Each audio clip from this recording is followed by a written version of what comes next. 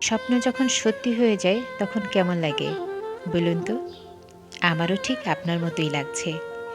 কারণ স্বপ্ন যখন সত্যি হয় সেটার যে আনন্দ, সেটার যে ভালো লাগা সেটা বলে বোঝানোর নয়। এই যে আলু বোখারা গাছ দেখছেন, খুব যত্নের এবং ভালোবাসার একটি গাছ আমার।